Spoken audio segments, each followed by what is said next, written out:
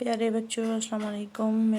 میں نجمہ حمید UPS شرط پلہ class تیسری مضمون اردو موضوع ننھا خرگوش، اسی کو آج ہم کنٹینیو کریں گے۔ اس کے آج ہم کریں گے کوشچنس کریں گے۔ تو اوپر یہاں پہ کچھ الفاظ معنی دیے گئے ہیں، پہلے میں آپ کو یہ دکھاؤں گی۔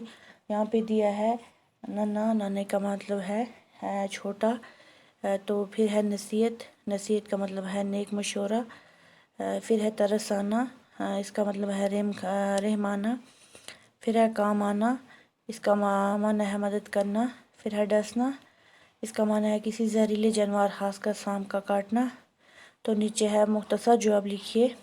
پہلا سوال ہے ہمارا، خرگوش اور اس کا ننھا بچہ کہاں رہتے تھے؟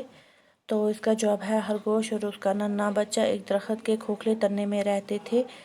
تو دوسرا ہے خرگوش کے گھر میں رکھی ہوئی خوراک کیوں ختم ہو گئی تھی؟ تو اس کا جواب ہے ایک بار سوکھا پڑنے سے خرگوش کے گھر میں رکھی ہوئی خوراک ختم ہو گئی تھی۔ تو تیسرا ہمارا سوال ہے، ننھا خرگوش خوراک کی تلاش میں کہاں گیا؟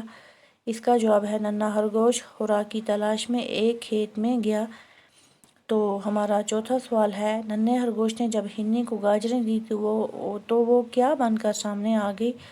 اس کا جواب ہے ننھے خرگوش نے جب ہرنی کو گاجریں دی تو وہ اسی وقت سنہرے تاج والی پری بن کر سامنے آ گئی۔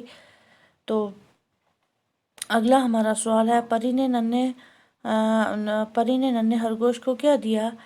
تو اس کا جواب ہے پری نے ننھے خرگوش کو کچھ میٹھی گاجریں دی۔ تو اگلا ہمارا سوال ہے، جملے بنائیے۔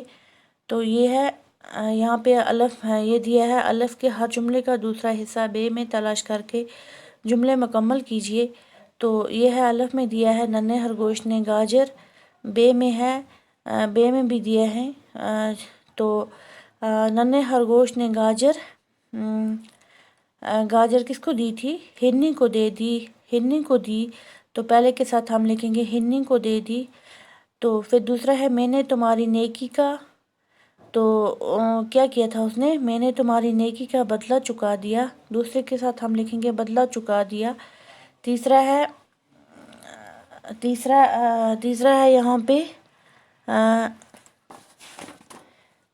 ہے یہاں پہ بندریا نے سانپ کو رگڑ کر مار ڈالا۔ تیسرے کے ساتھ ہم لکھیں گے رگڑ کر مار ڈالا۔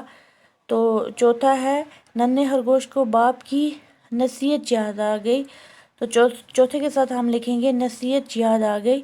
تو اسی طرح میں نے ان کے ساتھ نمبرنگ دی ہے آگے، پہلے کے ساتھ کون سا آئے گا، دوسرے کے ساتھ، پھر تیسرے کے ساتھ، پھر چوتھے کے ساتھ۔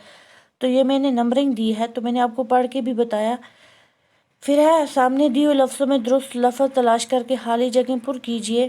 یہاں پہ نیچے دیے پہلی فل ان دا بلینکس دی ہے، ننھے خرگوش پر ڈیش کی نصیحت کا بہت کم اثر ہوا۔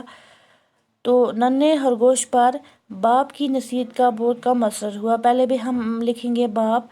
دوسرا ہے، ہرنی اسی وقت سنہرے تاج والی ڈیش بن کر سامنے آ گئی، پری بن کر سامنے آ گئی، دوسرے میں ہم لکھیں گے پری۔ تیسرا ہے، جنگلی جانوروں کو پتہ چلا کہ خرگوش گھر میں ڈیش ہے، تو تیسرے میں آئے گا خرگوش گھر میں اکیلا ہے، تو تیسرے میں آئے گا اکیلا۔ پھر ہے چوتھے میں نے تمہاری نیکی کا ڈیش چکا دیا، میں نے تمہاری نیکی کا بدلہ چکا دیا، تو چوتھے میں ہم لکھیں گے بدلہ۔ میں نے اوپر نمبرنگ بھی دی ہے آلریڈی۔ تو پھر ہے، مذکر الفاظ کے مقابلے میں مؤنث الفاظ لکھیے۔ یہاں پہ مثال دی ہے، مذکر ہے باپ تو مؤنث ہے ماں۔ اسی طرح یہاں پہ مذکر ہے چاچا، تو اس کا مؤنث ہم لکھیں گے چاچی۔ پھر ہے بھائی، تو اس کا ہم مؤنث لکھیں گے بہن۔ پھر ہے بندر، اس کا لکھیں گے بندریا۔ پھر ہے ہرن، اس کا لکھیں گے ہم